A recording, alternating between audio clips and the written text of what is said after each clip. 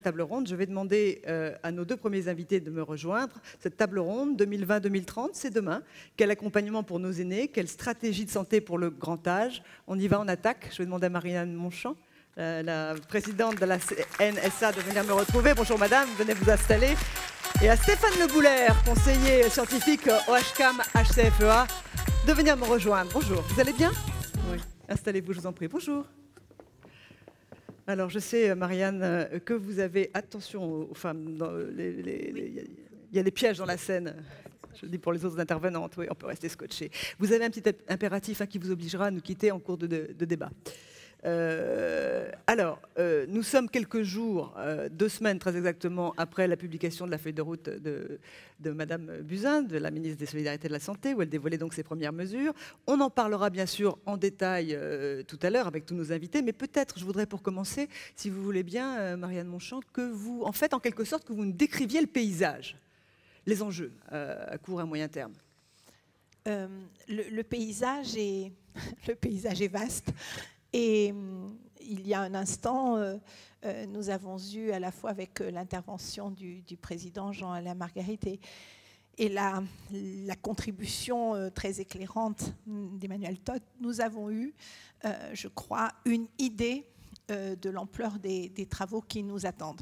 D'autant plus qu'entre la feuille de route de la ministre du 30 mai dernier, et le tout début, le lancement de ce congrès, il y a eu un autre événement qui est intervenu, c'était hier, où le président de la République nous a tout simplement annoncé qu'à la fin de l'année 2019, nous aurions en main un texte qui traiterait pas simplement de la question du financement, mais de la question même de ce risque nouveau que nous voyons arriver depuis pas mal de temps, à dire vrai, mais qui va définitivement transformer le paysage de la société française. Un texte, donc, disais-je, qui, au fond, apportera des réponses en protection sociale à cette situation. Alors, la situation, c'est quoi? Ça a été tout à fait bien dit. C'est l'évolution du nombre de personnes âgées, mais surtout des personnes très âgées. Et je suis bien d'accord avec l'idée qu'au fond, entre 65 ans et 75, allez, soyons ambitieux, 80 ans, rien ne se passe de très particulier, sinon des petites difficultés du quotidien. C'est après que les choses changent. Et c'est effectivement à la bascule de ces 80-85 ans, sans qu'on puisse précisément la dater d'ailleurs, parce que tout dépend de la situation de la personne, qu'on se trouve plongé dans une situation totalement différente où on voit poindre ce qu'en effet on peut appeler un risque en protection sociale, c'est-à-dire un changement de situation tel que cela bouleverse le mode de fonctionnement de la personne, de ses proches, et évidemment celui de toute la société avec tous les enjeux économiques qui sont liés à cela. Et c'est au fond ce à quoi nous devons nous préparer. On a tenté de le faire à plusieurs reprises, avec sans doute une fragilité dans notre approche. C'est que si nous avons su faire des projections assez linéaires du nombre de personnes qui seraient très âgées à l'horizon de 2030, 2050 et même, soyons fous, de 2100, ce qu'on n'a pas très bien su faire, et c'est ce qui nous a tellement interpellés, parfois dans une forme de souffrance sociale très aiguë, c'est qu'on n'a pas très bien su décrire le visage de ces personnes qui devenaient très âgées. On a pu les quantifier, mais on n'a pas su les qualifier. Et on s'est un peu réveillé avec la gueule de bois en se rendant compte, à travers des grandes étapes, qu'on pouvait, en 2003, les oublier au point qu'elles pouvaient mourir de chaud, avec un épisode caniculaire. Alors on a essayé de se reprendre un peu, on a fait des choses, et en particulier, on a créé des financements nouveaux. Et de nouveau, le président Jean-Alain Marguerite a bien eu raison de pointer cet événement. On s'est de nouveau réveillé là, avec une grève des personnels qui se sont trouvés dans une situation extrêmement difficile d'être dans une forme de seringue sociale. Entre la situation de ces personnes très vieillissantes, auxquelles on n'a pas apporté, à dire vrai, les réponses qu'on aurait pu imaginer si on s'était intéressé au visage qui était le leur, et des personnels sous tension, et en quelque sorte pris à témoin d'être, comme le disait le président de la République hier, la seule famille, parfois, qui reste à ces personnes tout au bout d'une vie. Alors, je ne sais pas si c'est une manière de décrire le paysage, mais en tout cas, personnellement, c'est comme ça que je le vois, et à la place qui est la mienne, c'est comme ça que j'imagine que nous pouvons ensemble, tous ensemble, la puissance publique, les collectivités territoriales qui partagent cette politique avec l'État, mais aussi toutes les parties prenantes, les professionnels, mais véritablement les personnes et leurs familles. Voilà comment nous devons nous réunir pour contribuer à ce que ce texte de fin 2019 ne soit pas un texte technique, technoïde, ou d'ajustement des curseurs budgétaires, il faudra le faire évidemment, mais soit aussi un véritable projet de société. Merci beaucoup. Stéphane, j'aimerais également que vous nous fassiez partager votre analyse et puis que vous nous disiez si, selon vous, ces enjeux sont bien pris en compte dans la feuille de route qu'on a entendue. Il se trouve que la ministre des Solidarités avait passé commande au Conseil pour l'assurance maladie et au Conseil de l'âge d'une commande de prospective stratégique à l'horizon 2030 dès juillet dernier. Donc cette question était pendante déjà il y a un an. Il se trouve que j'ai fait le même travail il y a 12 ans et que j'avais connu un millésime antérieur du congrès du CINERPA en 2005 ou 2006. Par rapport à ce qu'on pouvait évoquer à l'époque, donc on était après la canicule évoquée à l'instant par Marianne, un fait tout d'abord, un constat, c'est que ce genre d'exercice n'est pas renouvelé souvent. Et c'est déjà une première défaillance quand même de la conduite des politiques publiques, c'est qu'il y avait le millésime 2006 et on attend 2018 ou 2019 pour reproduire ce genre d'exercice. Donc sans doute que le pas de temps est un peu long en la matière. La démographie est une science précise, malgré les considérations stupéfiantes qu'évoquait tout à l'heure Emmanuel Todd. Il se trouve qu'il n'y a pas de scoop en la matière. L'histoire est écrite en gros depuis 1945, puisque c'est en 2025 que les premières cohortes du baby-boom vont arriver à l'âge critique qu'évoquait à l'instant Marianne. Et quand on prend 2030, on est vraiment à l'orée de ces problèmes. On n'est pas...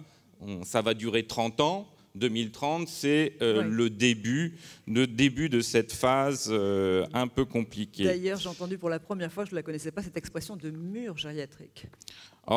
Philippe Bas, à l'époque, parlait de tsunami. Donc, vous voyez, on a descendu d'un cran en la matière. Donc, quand je lui avais remis ce rapport, effectivement, en 2012... ce qui était intéressant, c'est que tout le discours du ministre et tout le propos du rapport était plutôt centré sur le domicile et tous les moyens sur les établissements. C'est un peu une séquence assez habituelle et ça avait donné lieu au plan Solidarité Grand Âge que vous avez évidemment bien connu au CINERPA. Il semblerait qu'il y ait une ouverture là, entre le domicile et les établissements. Il va y avoir tout un champ à investir, à peupler et à imaginer. Mais on en parlera plus tard. Donc, après cet épisode, il y a presque 10 ans aussi, désolé de faire un peu dans l'ancien combattant, mais il y a presque 10 ans, on avait failli finaliser un texte sur la dépendance. C'était en mai 2008 et c'était Xavier Bertrand et Valérie Létard à l'époque. Et on avait une plateforme.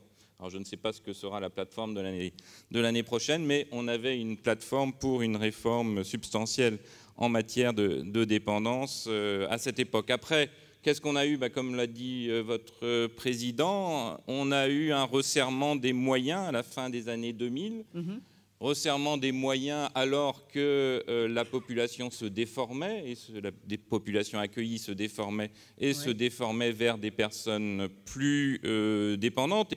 Et de fait, qu'est-ce que l'on constate et qu'est-ce que l'on met en scène dans les travaux des deux hauts conseils, c'est qu'on a une perte de pouvoir d'achat nette sur les plans notifiés de l'APA pratiquement continue. On n'a pas les dernières données sur ce qu'a pu produire la loi ASV en la matière, mais on a une dégradation des plans notifiés APA continue entre sa création et les derniers chiffres disponibles autour de 2015. C'est quand même un fait assez rare en matière de prestations sociales, qu'on ait une baisse continue du pouvoir d'achat d'une prestation. Pour ce qui est des établissements, la rupture, comme ça a été indiqué, c'est dans un premier temps les moyens qui cessent d'augmenter dans de grandes proportions. C'est 2009-2010, l'Ondam médico-social qui passe de plus 6, plus 8% à un plus 2, plus 3%. Donc première rupture, ceci, dans un contexte où les besoins, eux, croissaient en établissement. Donc la séquence que l'on vient de vivre autour de la réforme paramétrique de la tarification ne provoque aucune espèce de surprise. La surprise vient plutôt de ce que ce type de mouvement n'ait pas été connu plus tôt, compte tenu de ce qu'a été la séquence en la matière, en matière de moyens au sein des établissements. Donc par rapport à cela, qu'est-ce qu'on peut dire? Et qu'est-ce qu'on va dire? Qu'est-ce qu'on va faire comme scénario par rapport à 2030? On peut faire un scénario au fil de l'eau. C'est-à-dire? Un scénario au fil de l'eau, c'est le scénario d'une politique au fil de l'eau. C'est en gros le scénario que l'on regarde dans le rétroviseur depuis une dizaine d'années. Oui, ça s'est déjà vu. Un scénario sans que des choix très précis, pas plus en matière d'allocation des moyens qu'en termes de gouvernance ou en termes de financement, aient été pris. Donc c'est une vision en gros extensive de la prise en charge, une vision extensive où on a des créations de places en établissement, mais avec des moyens qui se resserrent, donc plutôt une vision où on accueille plus de gens, mais avec des moyens unitaires compte tenu des besoins qui se restreignent, et une vision extensive, évidemment aussi à domicile, puisque, je l'ai dit, le pouvoir d'achat des prestations a baissé presque continuellement. Donc, notre sujet, c'est... Voilà, est-ce que l'on poursuit une politique au fil de l'eau, alors qu'il y a quand même un mur, là pour le coup, c'est 2025-2030, poursuivre avec ce type de politique face à ce type d'échéance, et évidemment, ça va devenir beaucoup plus compliqué. Aujourd'hui, et depuis quelques années, ce qui nous sauve, malgré tout, c'est qu'on était dans une période démographique relativement confortable, compte tenu de ce qu'avait été la démographie il y a 80 ans. Mais bien entendu, les choses vont se compliquer. Alors, est-ce que l'on poursuit au fil du lot ou est-ce qu'on bâtit un cadre stratégique, une gouvernance et un dispositif de financement susceptible de faire face?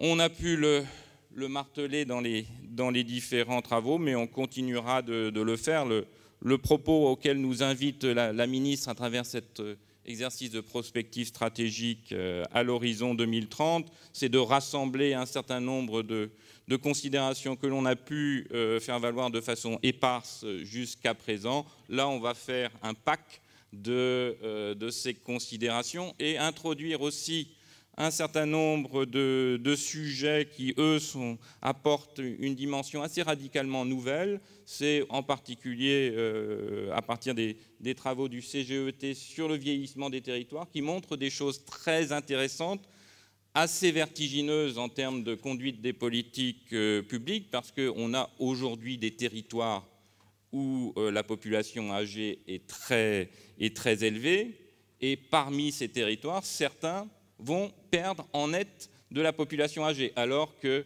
le vieillissement va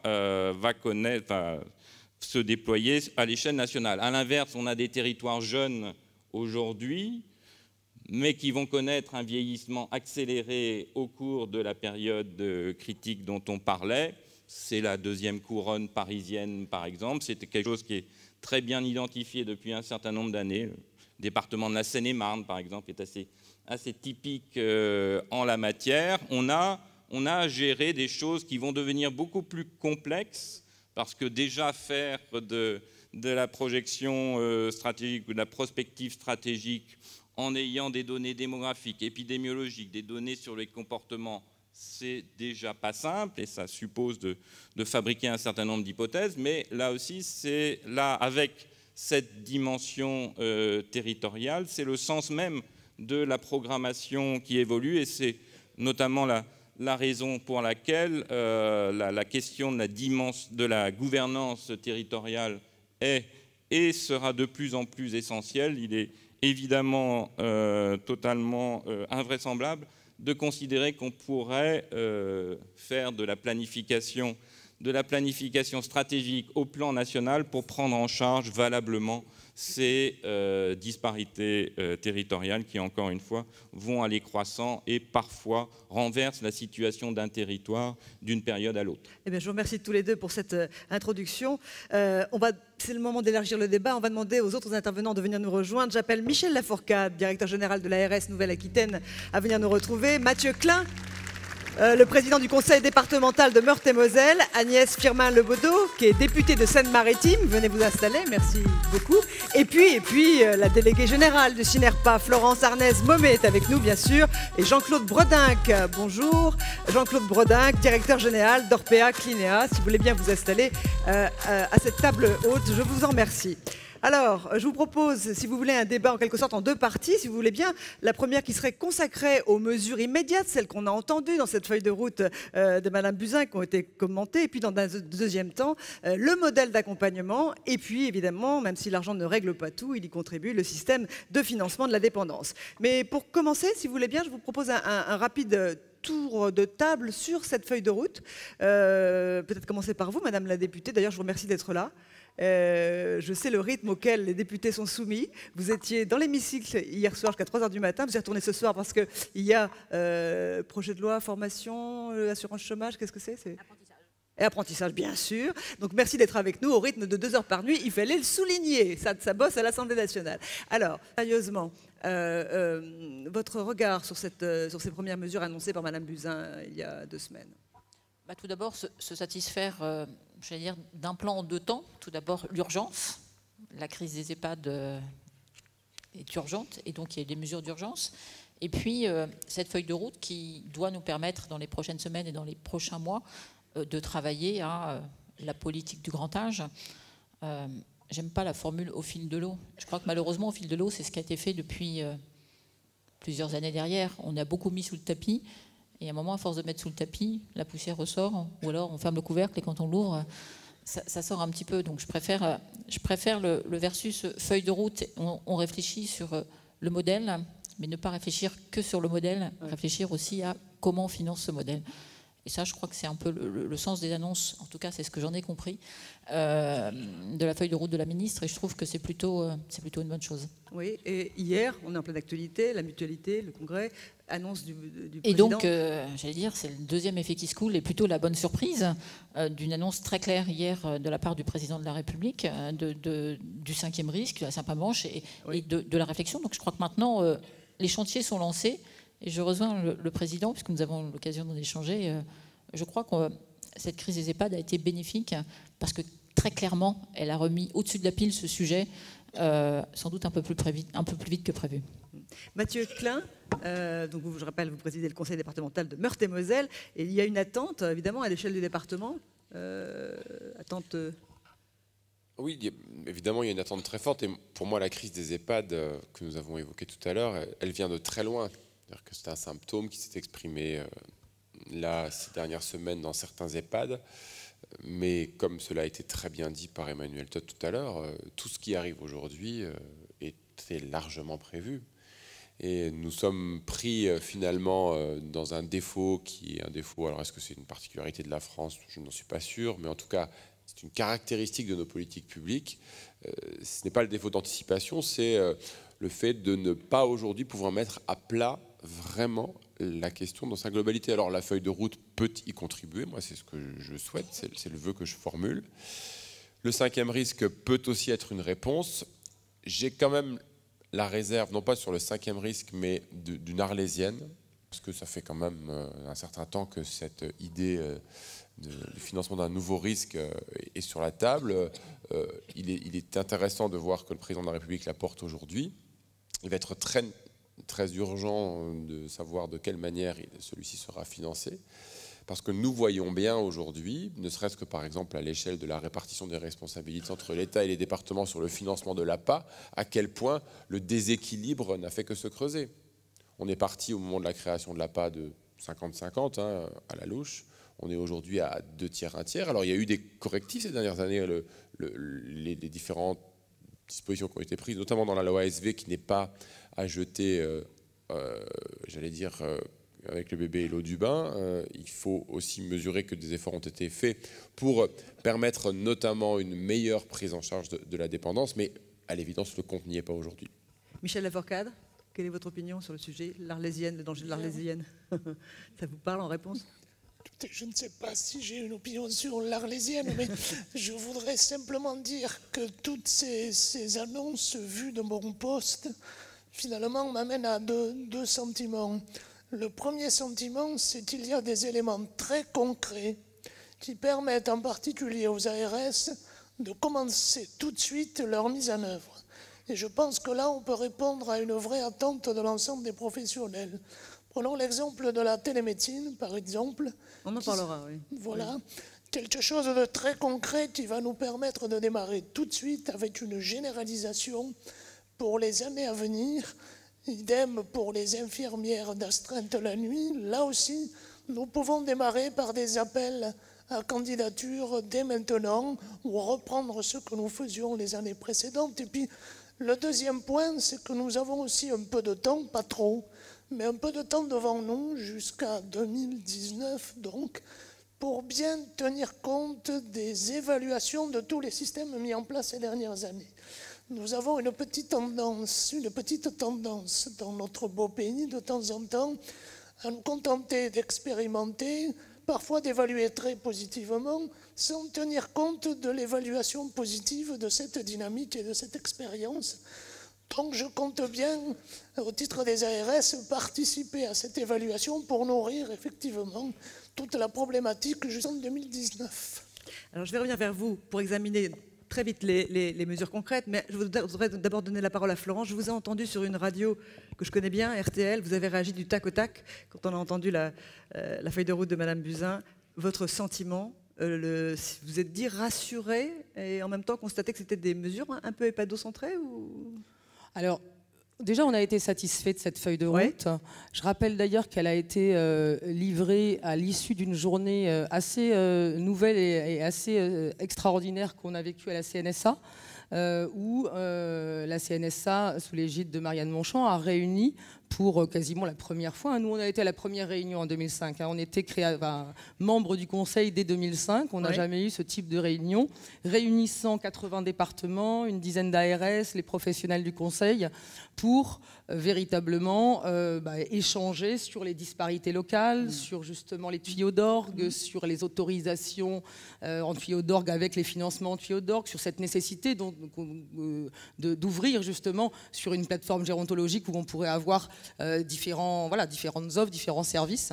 Déjà, cette journée-là a été assez emblématique. Parce qu'on s'est tous rendu compte qu'on avait besoin non seulement de liens, mais aussi qu'on était tous quand même très embêtés, y compris Dominique Bussereau, in fine, par les disparités territoriales qu'on vit aussi bien en EHPAD qu'à domicile, en termes d'APA notamment. Cette journée a été conclue par la feuille de route qui, globalement, alors nous on est toujours un peu optimistes, au CINERPA c'est comme ça fait partie de notre ADN. Donc cette feuille de route, quand même, répond à quelques attentes de notre part. Il y a plus de médicalisation, il y a du CEPOM, il y a quand même, alors 100 millions sur le domicile, c'est clair que là, il va falloir qu'on soit plus précis, puisqu'on sait que depuis des années, on a 50 millions sur le domicile en aide de survie, soutien, restructuration. Donc on dépense déjà beaucoup d'argent en survie, mais pas encore pour structurer une nouvelle tarification. Donc on va voir si ces 100 millions peuvent y répondre, c'est en tout cas les attentes des professionnels. Il faut quand même, c'est vrai qu'on parle de politique au fil de l'eau. Mais cette politique au fil de l'eau, moi qui suis rentrée donc au CINERPA en 2005, mais bien avant en 97 ou en 99 dans le secteur, cette politique au fil de l'eau, elle a permis de faire quand même des choses assez extraordinaires. Donc nous, on est quand même assez partisans de la politique au fil de l'eau. C'est vrai que ce 5e risque, moi depuis 48 heures, j'écoute aussi les médias, je me dis bon d'accord, on prend les mêmes thématiques et on recommence. Est-ce qu'on aura le courage enfin?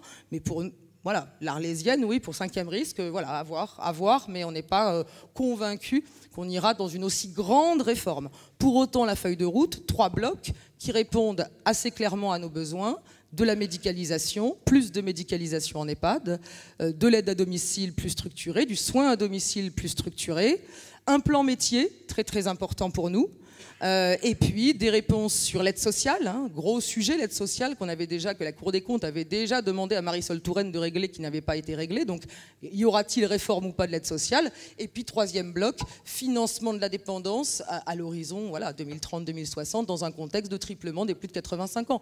Donc on a quand même des blocs de réflexion qui nous promettent des matins de débat et des lendemains de débat. Donc on est plutôt satisfait globalement. Ça avance. Ça avance. Jean-Claude Bourdingue. Bonjour. Votre Bonjour. sentiment? Ce mur gériatrique que vous agitez, il est suffisamment pris en compte? Alors, écoutez, j'ai écouté avec beaucoup d'attention ce qu'expliquait Monsieur Le Boulay. Nous sommes passés, en fait, nous, d'un stade un peu d'anxiété, partagé par un certain nombre d'opérateurs, puisque c'est vrai, pendant à peu près plus d'une dizaine d'années, les personnes âgées ne faisaient pas forcément partie de la priorité du gouvernement. L'épisode malheureux qui s'en est suivi récemment, et puis évidemment à chaque fois qu'il y a une crise, on essaie toujours d'avoir quelque chose de positif derrière, de reconstruire.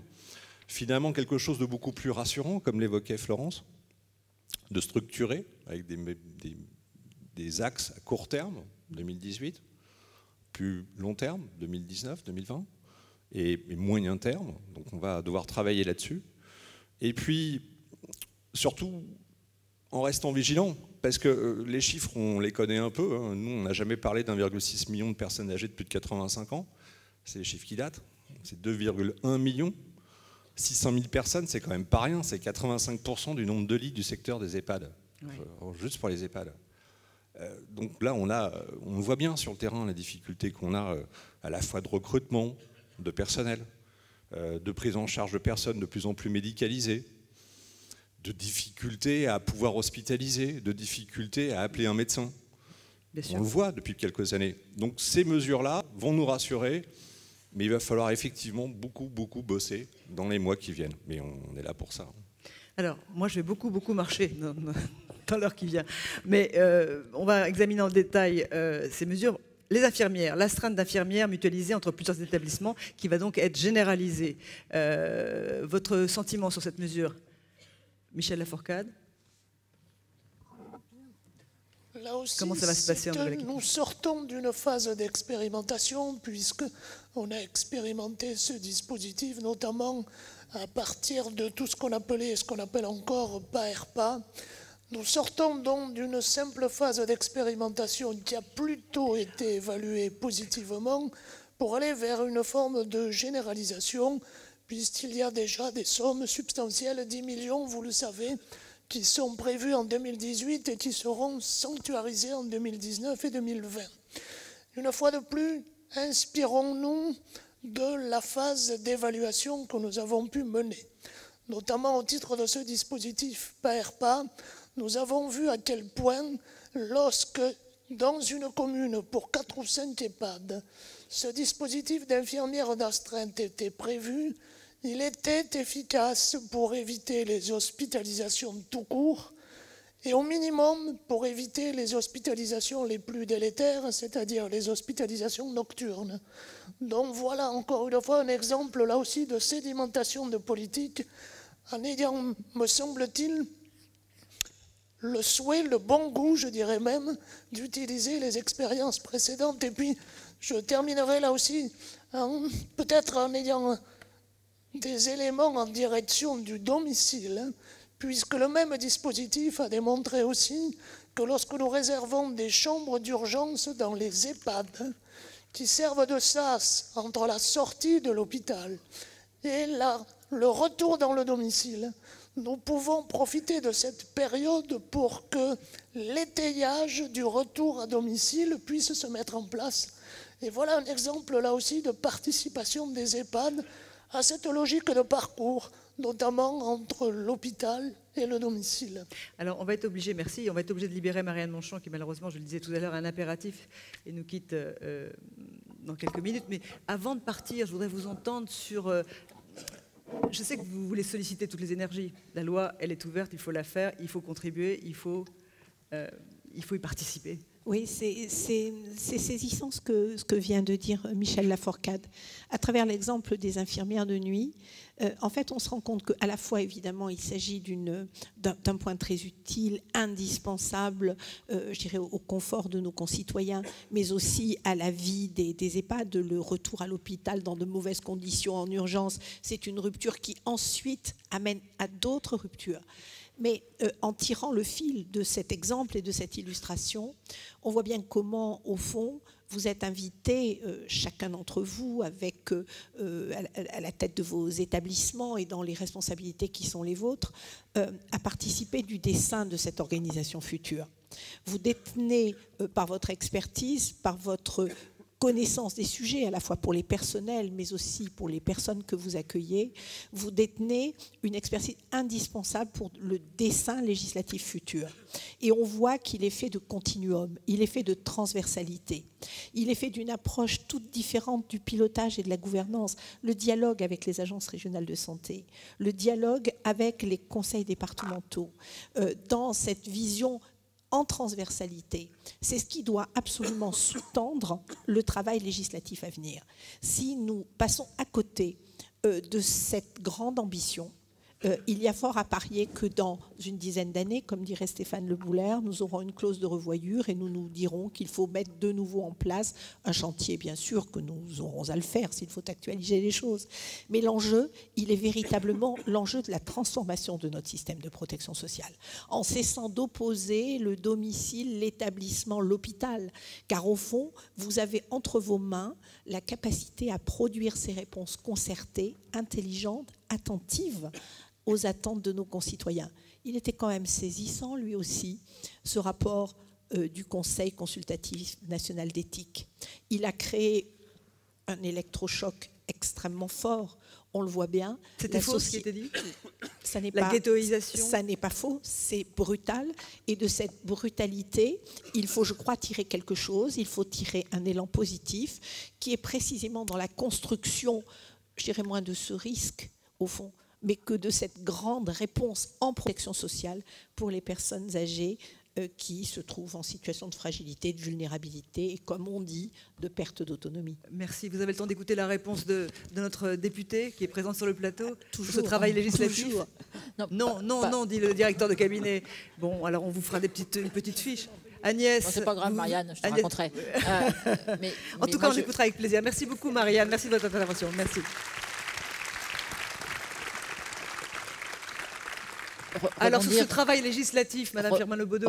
Rebondir sur ce que vient de dire Marianne Monchamp, je crois que la prise de conscience actuelle, c'est que c'est la co-construction qui va faire que la réussite du parcours, parce que là on parle bien de parcours de la personne, en fait on parle de notre parcours de vie, doit se co-construire. Et je crois que moi, pour avoir été vice-présidente d'un département de Seine-Maritime il y a encore quelques mois, le travail avec l'ARS, le travail avec l'Assemblée est nécessaire pour qu'on puisse ensemble, et avec les acteurs, parce que nous n'oublions pas les acteurs, est absolument nécessaire pour la réussite de la création de ces passerelles, et arrêtons de dire il y a le domicile, il y a l'EHPAD, peut-être il y a la résidence autonomie au milieu. Comment ensemble on peut essayer de faire que, et l'exemple des chambres d'urgence dans les EHPAD est sans doute l'un des très bons exemples. On va à l'hôpital, on passe par l'EHPAD peut-être quelques jours. Ça peut faire prendre conscience que peut-être un jour aussi on y viendra à l'EHPAD et que c'est plus facile à accepter, mais que peut-être aussi dans les résidences autonomie on peut aussi créer ce genre de passerelle. Et donc on voit bien que toutes les expériences méritent d'être approfondies et que c'est des territoires que viendront aussi les solutions. Parce que l'exemple des infirmières est aussi un bon exemple. C'est d'abord une expérience d'un territoire qui a voulu se lancer dans les infirmières de nuit. On a vu que cette expérience, il faut l'évaluer. Et là aussi, la politique d'évaluation doit être prise en compte. Et de l'expérience des territoires, on peut faire des belles choses et les décliner au niveau national. Donc c'est vraiment la co-construction, la transversalité qui devront être le maître mot des politiques à construire futures. Et c'est pas si évident, c'est pas si naturel que ça. Au sujet de... Oui, Mathieu, vous voulez parler? Non, au sujet des mesures... Alors, les infirmières, télémédecine, l'ouverture du forfait global, je voudrais vous entendre sur ces mesures immédiates. Mathieu Klein. Je trouve que l'ouverture du débat sur les infirmières est un bon débat parce que moi je voudrais repartir de la question du territoire. Le territoire, c'est une ressource. Et une ressource qui doit être aujourd'hui mobilisée. L'EHPAD est un acteur du territoire, n'est pas simplement une structure qui a une relation verticale avec le conseil départemental, avec l'ARS, avec les financeurs de manière générale. C'est une structure sur un territoire qui s'inscrit dans une logique de développement local, en tout cas qui doit pouvoir le faire, et qui est une structure qui peut donc être ouverte pour l'accueil de personnes en sortie d'hospitalisation, une structure qui peut aussi être une structure d'accueil pour la télémédecine. On connaît le problème de la désertification médicale aujourd'hui, notamment dans les territoires ruraux. L'EHPAD peut être un outil de lutte contre la désertification. On connaît aujourd'hui, évidemment, et vous le connaissez mieux que quiconque, l'idée du parcours. C'est-à-dire qu'on arrête de raisonner sur des schémas verticaux. On peut être, à un moment de sa vie, dans le souci de rester chez soi, à domicile, dans son environnement. On peut être, à certains moments du mois, de l'année, de la semaine, avec la nécessité d'être en accueil de jour, de participer à des dispositifs. On peut être en sortie d'hospitalisation. On peut être parfois avec ses enfants, parfois loin de ses enfants. Bref, ces séquences doivent pouvoir trouver des réponses qui ne sont pas des réponses nécessitant à chaque fois le changement ou de services d'affiliation, des ruptures dans les parcours, des ruptures dans la prise en charge, ce qui est aujourd'hui, je crois, une des principales problématiques. Donc le territoire est une ressource pour permettre de coordonner l'ensemble des acteurs. Et moi, je crois vraiment que l'EHPAD peut être un lieu, de ce point de vue-là, un lieu de pilotage. Encore faut-il que la gouvernance soit clarifiée. Aujourd'hui, on est encore dans une forme de trop grande complexification. Les tutelles sont encore différentes. D'ailleurs, cette logique de tutelle, il faudrait qu'elle puisse se voir remplacée par une logique d'accompagnement global. La conférence des financeurs, d'ailleurs, qui a été installée par la loi ASV, de ce point de vue-là, montre le chemin. Mettre tous les acteurs autour de la table et travailler dans une logique de projet, mais pas forcément d'appel à projet, mais dans une logique de soutien à des projets communs par l'ensemble des financeurs, avec la participation des usagers. Je le dis parce que c'est aussi un point important. En tout cas, nous l'expérimentons ainsi en Meurthe-et-Moselle. Les usagers, notamment aujourd'hui les membres du CDCA, participent à la conférence des financeurs, donnent leur point de vue sur les projets qui sont soutenus. Ça participe aussi de cette logique de développement local que j'évoquais tout à l'heure.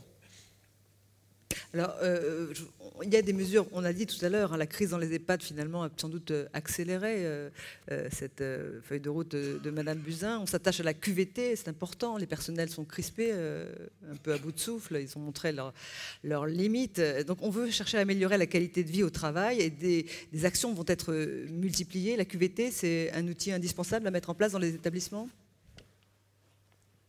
Agnès, oui. C'est nécessaire. Oui. C'est nécessaire. On voit bien, et tout à l'heure ça a été très bien dit par le président, en l'espace de 10 ans, les personnes accueillies en EHPAD ont changé. Le profil des personnes accueillies en EHPAD a changé, et j'allais peut-être même dire 5 ans. On rentre de plus en plus tard, moyenne d'entrée c'est 85 ans, on y reste en moyenne 2 ans, donc on voit bien qu'on rentre de plus en plus dépendant, et que parallèlement, les personnels n'ont pas eux eu la possibilité de se former pour accueillir ce public accueilli. Donc on voit bien que cette qualité de vie au travail, elle est nécessaire d'être améliorée. Donc forcément, il faut assurer une formation continue. Et puis je crois que le rôle et le devoir qui est le nôtre, c'est aussi de donner envie aux jeunes générations de venir travailler en EHPAD et à domicile, parce qu'on voit bien que c'est quelque chose qui va être primordial, dont on va avoir besoin de plus en plus. Et actuellement, on voit bien les difficultés de recrutement qui sont celles des EHPAD, mais aussi qui sont celles du secteur d'aide à domicile. Donc comment on peut rendre, si j'osais dire sexy, entre guillemets, ce métier attrayant Il y a le côté, bien sûr, rémunération, mais pas que, parce qu'on voit bien que ces femmes, majoritairement, ce sont des femmes qui travaillent dans ce secteur, ne le font pas pour l'argent, sinon elles ne seraient pas là. Donc comment on peut essayer de les accompagner en formation continue, en qualité de vie au travail, mais aussi pour donner envie à cette jeune génération de s'investir dans ce domaine, parce qu'on va en avoir besoin. Et là, c'est de notre responsabilité, j'allais dire collective, de trouver les moyens pour améliorer ces formations. Jean-Claude Bretin, sur le sujet. Oui, c'est un vaste sujet, hein, parce que la QVT, on peut mettre beaucoup de choses dedans. Plus prosaïquement, pour avoir une qualité de vie au travail, il faut déjà être suffisamment nombreux dans un établissement. Et là, je renvoie plutôt à la poursuite pour nous de la montée en charge aux effectifs soignants. Ça a été stoppé, c'est repris, c'est maintenu, et c'est même poursuivi et accéléré en 2021 au lieu de 2023. Il faudra être vigilant sur les décrets, mais un tout petit exemple. C'est quand même important de le rappeler. Après, on peut parler de QVT, il n'y a aucun problème. À l'issue de cette convergence tarifaire, donc quand le process aura permis à l'ensemble des établissements privés en France de parvenir au plafond de la dotation de personnel soignant, on aura 0,33 ETP par résident à prendre en charge. Par rapport à 0,40 en Europe. Mais attention, les 0,40 en Europe, soignants. Les 0,40 en Europe, on parle de personnes qui travaillent plutôt, c'est un fait, entre 39 et 40 heures. Donc en réalité, quand on sera au sommet de ce dispositif, nous serons à 0,29 contre 0,40 en Europe. Nous, on est présents un peu partout, dans plusieurs pays. Dans certains pays où on n'a pas de loi qui existe, on a souhaité mettre 0,40. En France, on n'est pas des gens particulièrement maltraitants. On veut tout le monde, à la fois que nos résidents, bien évidemment, mais nos équipes soient le plus épanouies et le plus sereines possible. Donc qu'est-ce qu'on fait ?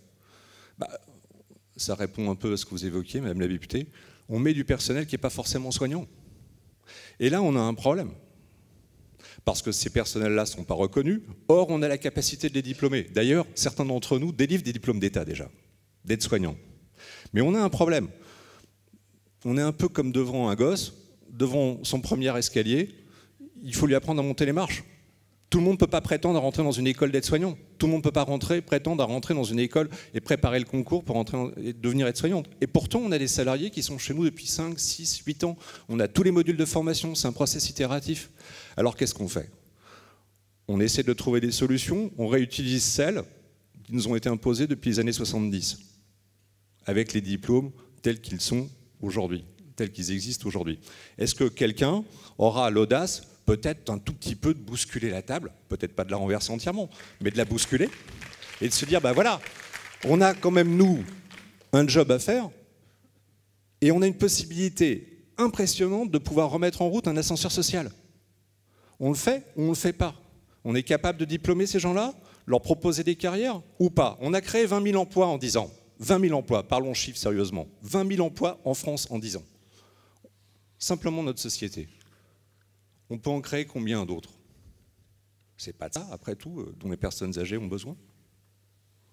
C'est un peu notre réaction. Alors après, on peut parler de QVT. Hein. Il n'y a aucun souci.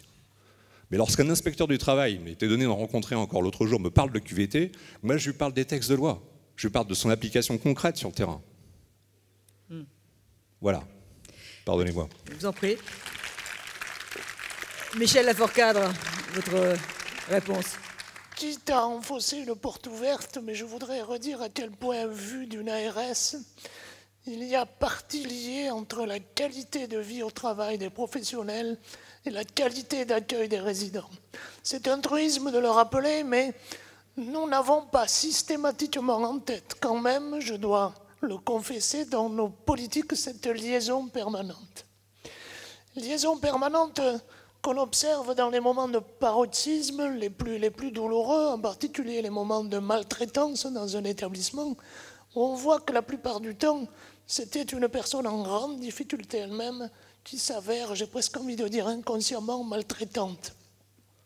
Je crois beaucoup aussi à ce que nous disent plusieurs études sur le travail et sur le management qui nous démontrent que ce qui coûte à une personne au travail, c'est certes la dureté du travail qu'elle a exécuté, mais c'est parfois autant et peut-être plus le travail qu'elle souhaiterait faire et qu'elle ne peut pas faire, notamment faute de temps. Certes, Il y a des chiffres qui courent sur la fameuse toilette, pas très fameuse d'ailleurs, de 12 ou 13 minutes le matin. Je ne l'ai jamais chronométré, je ne sais pas si ces chiffres sont vrais. J'imagine que ça doit être dur de faire une toilette en 12 ou 13 minutes, mais en même temps, beaucoup d'études nous montrent que c'est aussi très dur, quand on fait un métier d'aide-soignante, de ne pas avoir un peu de temps pour discuter avec la personne elle-même. Donc je crois que nous avons très simplement à faire un investissement ensemble sur ce domaine-là, sans nous payer de mots, mais avec des choses très concrètes. Comme dans d'autres ARS, nous avons lancé un dispositif EHPAD Performance autour de la QVT, qui fait que pour une centaine d'EHPAD, 100 sur 800, tu comptes la Nouvelle-Aquitaine, nous avons pu mettre en place un défi performance, il fallait bien lui trouver un nom, autour de formation, d'information sur des crédits non reconductibles, mais qui seront quand même reconduits pendant 2 ans. Et je crois que là, ensemble, à co-construire avec vous, on a aussi des réponses très concrètes à ce type de défi, qui, comme ça a été dit à plusieurs reprises, est d'abord un défi humain, même si bien évidemment la dimension financière et quantitative est présente. Et enfin, je crois beaucoup à ces perspectives de carrière. L'ASH qui a la perspective de devenir aide-soignante, l'aide-soignante qui a la perspective de devenir infirmière. Ça donne aussi des perspectives, des débouchés en moteur professionnel. Il faut que nous soyons capables de construire des choses autour de ces thèmes-là, notamment avec l'apprentissage, qui de plus en plus permet ce type de dispositif. Alors Agnès Firmin-Legodeau, vous êtes en plein dedans là. Juste pour réagir sur les propos, oui, le lien entre qualité de vie au travail, l'accueil des personnes. N'oublions pas aussi la partie bâtimentaire, ce qui est sans doute un peu moins vrai pour les bâtiments du CINERPA, mais on travaille bien, on se sent bien dans un lieu qui est bien adapté aussi au travail que l'on doit faire. Tout à fait. Oui, d'ailleurs, je crois devoir porter les amendements du CINERPA concernant les contrats de professionnalisation et ces choses-là. Oui, je crois que ce qui se passe dans les EHPAD est sans doute un bel exemple de ce qu'on peut faire en termes de progression de carrière et de proposition de progression de carrière. Et c'est bien un des enjeux de la réforme qui est en débat en ce moment même à l'Assemblée. Et ce sur quoi nous devons collectivement être vigilants, pouvoir permettre aux personnes qui entrent en EHPAD, parfois sans diplôme, et qui y consacrent, j'allais dire, toute leur carrière, de pouvoir, au fur et à mesure du temps, pouvoir se diplômer. Et c'est ça aussi, la qualité de vie au travail, c'est ça aussi. Oui. Alors, je voudrais qu'on parle de l'accompagnement de demain et de son système de financement. Est-ce qu'on va clairement vers un nouveau modèle? Est-ce qu'il faut, tiens, pour reprendre l'expression de Jean-Claude, renverser la table, tout changer? Est-ce que le champ entre le domicile et les EHPAD est suffisamment bien identifié? Qui veut prendre la parole sur ce sujet? Peut-être Mathieu? Moi, je veux bien dire un mot là-dessus.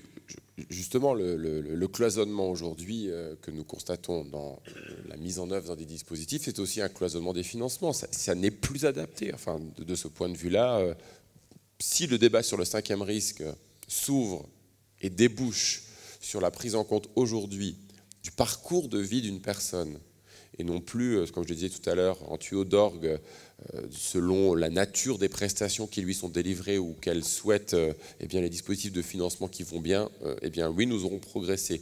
C'est un champ quantitativement majeur, parce que c'est des sommes qui sont considérables, qui sont en jeu. Mais quoi qu'il arrive, aujourd'hui, quand on regarde la situation telle qu'elle se pose, les inégalités territoriales sont énormes. Parce que selon que vous êtes dans un territoire qui décide d'investir ou qui investit moins, eh bien, les prestations ne sont pas les mêmes. Bon, je ne veux pas faire de plaidoyer pro domo, mais on est un certain nombre de départements à faire aujourd'hui de l'accompagnement des personnes âgées une priorité, mais on se regarde les uns les autres. Dans les départements de 500 000 à 1 million d'euros, on dépense en moyenne 88 € par an et par habitant pour l'accompagnement des personnes âgées. En Meurthe-et-Moselle, c'est 100 €. Il y a d'autres départements qui font bien aussi. Mais peut-on accepter, en France, que le financement de l'accompagnement des personnes âgées ou des personnes vieillissantes soit relatif, allez, on va être sympathique, à la richesse des ressources du territoire? Il y a là un vrai problème, parce qu'on confond sans arrêt l'accompagnement. Pour moi, l'accompagnement doit être territorialisé. L'accompagnement doit être appuyé sur les ressources du territoire, je l'ai dit tout à l'heure. Mais le financement Lui ne peut pas reposer sur les ressources territoriales. Elles sont parfaitement inadaptées, d'une part. C'est très inégalitaire, encore plus que ça n'est le cas aujourd'hui. Donc il y a là à repenser cela. Donc cesser les cloisons entre le domicile et l'établissement et tous les espaces intermédiaires. Et puis je voudrais dire un mot aussi de la formation et de l'attractivité des métiers, parce que oui, nous allons avoir besoin de recruter des milliers, des dizaines, des centaines de milliers sans doute de personnel dans les années qui viennent pour l'accompagnement des personnes. Mais je crois qu'il faut aussi changer encore bien en amont, il faut changer plus tôt dans la vie. L'image de ces métiers doit être profondément transformée, car leur faible attractivité tient aussi à l'image dévalorisée qui transmise alors, dans le champ éducatif, dans le champ familial, alors que nous avons aujourd'hui un déficit de recrutement qui est manifeste. Et là encore, une inégalité territoriale qui se renforce. Moi, je prends l'exemple de mon département, mais des départements frontaliers. Je peux vous assurer que dans le nord de la Meurthe-et-Moselle, aujourd'hui, trouver des aides-soignants et des infirmiers, alors que le Luxembourg est à quelques kilomètres avec des salaires qui ne sont pas exactement ceux qui sont proposés en France, c'est encore bien plus difficile que dans le sud du département. Alors, ces enjeux-là, il faut aussi les prendre en compte, parce que nous ne pourrons pas faire face, même si nous avons en aval les dispositifs les plus adaptés, même si nous trouvons des solutions de financement, même si nous supprimons les cloisons, même si tout cela est réglé, si nous n'arrivons pas à faire en sorte que de jeunes hommes et de jeunes femmes s'intéressent demain à ces métiers-là, eh bien, nous allons au-devant d'une grave crise. Et elle est visible, ou elle pourrait l'être dans le champ de l'autonomie, mais je pourrais vous dire la même chose si je parle des compétences départementales dans le champ de la protection de l'enfance.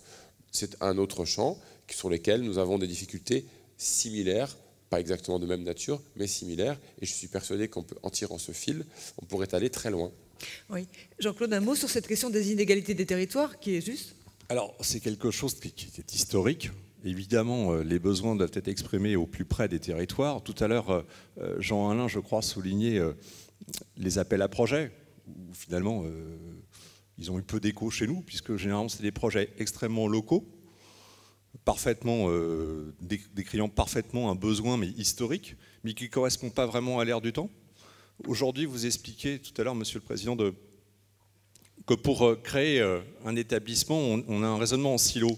Ça veut dire quoi? Ça veut dire que concrètement, ça fait 18 ans que j'ai dans les cartons des plateformes de ressources. C'est 18 ans que ce truc-là, je l'ai présenté. Au début, tout le monde souriait, mais je m'étais aperçu que finalement, le truc était intéressant, mais en France, pour faire ça, si je veux faire 50 lits de maison de retraite, pour faire simple, 50 lits de résidence-service, un service de soins à domicile et un service d'aide à domicile, il me faut 3 autorisations et l'accord du département pour pouvoir lancer les opérations. C'est-à-dire environ, allez, on va faire simple, 2 ans et demi de dossier administratif. Vous voyez, c'est très compliqué, ce genre de choses. Enfin, il faut quand même être clair. Là, on a une véritable difficulté. Alors, je rebondis sur une chose. Oui, 2030, c'est, vous l'avez dit tout à l'heure, Monsieur Le Goulard, c'est l'orée de ce qui va nous arriver. Ce que nous, on appelle un mur gériatrique, c'est quand même ça. En 2040, on est en plein dedans, on double le nombre de personnes de plus de 85 ans, on passe de 2,1 à 3,9 millions, et tous les 10 ans, on rajoute 1 million de plus. Alors, la prise en charge, évidemment, ce ne sera pas que des EHPAD, ce ne sera pas que ça, mais pour s'y préparer, c'est à la fois loin, et c'est pas si loin que ça. Parce que les structures, les réformes de structure, les réformes du financement, il va falloir du temps pour les penser, les mettre en place, les faire voter, et mettre en place ce système. Et puis on a 2 choses, vous savez, vous avez le flux des personnes âgées qui vont arriver. On sera probablement dedans. En tout cas, en ce qui me concerne, je vais être concerné par la situation. Je ne vais pas demander à tout le monde qui aura plus de 60 ans en 2030 de se lever parce qu'il n'y a plus beaucoup de personnes qui vont rester assis. Mais en gros, on va avoir ce problème-là. Et si on ne prend pas maintenant le bon tempo, avec des nouvelles solutions, sans utiliser toute l'armada de textes qui existent et de diplômes et de filières, des choses vraiment nouvelles. On parlait d'infirmières psychiatriques, mais c'est des infirmiers gériatriques qu'il nous faut. À quoi bon une infirmière doit-elle avoir un cursus en chirurgie? C'est pas ça le problème. Ce n'est pas ça le problème. Il faut vite se réveiller et mettre ça en place. Il faudra 5-6 ans pour avoir tous ces textes, pour qu'ils soient votés. Mais après, pour les financements, les mettre en place, il nous faut 5 ans aujourd'hui pour créer un établissement. Je ne parle même pas de plateforme. Il nous faut 5 ans entre le moment où vous déposez, au moment où vous construisez, les recours de permis, la livraison du bâtiment et tout le process administratif amont. Dans certains pays dans lesquels on intervient, il faut 14 mois. Il faut 14 mois. 14 mois. Est-ce que les personnes sont moins bien prises en charge ailleurs? Je vous invite à venir le voir. Florence, sur le sujet? Oui, sur l'équipe. Je voulais revenir quand même sur le sujet qu'a abordé Mathieu Klein et l'équité territoriale à pas, parce que c'est vraiment quand même un espèce de cancer de notre secteur, tant sur le champ de l'EHPAD que sur le champ de l'aide à domicile. Sur le champ de l'EHPAD, la nouvelle réforme de la tarification a fait apparaître des tarifs moyens départementaux, donc GIR, très différents d'un département à l'autre. On est entre 5 € et 9 € par département, donc déjà on a une vraie différence de tarification, dépendance dans les EHPAD en fonction des territoires, et sur l'aide à domicile de la même manière, alors qu'on a par exemple un tarif CNAV, on en parlera cet après-midi, à 20,50 € sur l'aide ménagère qui est nationale, puisque c'est la CNAV qui le fixe. Sur l'APA, on a des tarifs qui vont de 16 à 25 € sur tous les territoires de façon non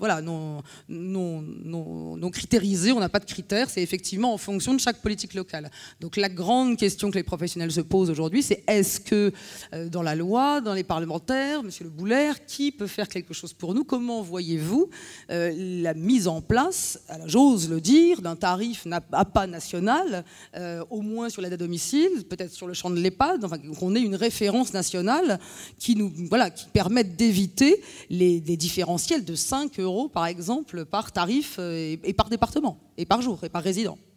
Monsieur Le Boulher? C'était pas vraiment sur ce sujet-là que je voulais intervenir, mais je pourrais y venir. Mais simplement, je crois qu'il faut un équilibre dans ce qu'on dit entre innovation territoriale et capacité d'impulsion. Il y a un exemple que j'adore, c'est les lieux de coordination et d'information gérontologique. Cette chose-là.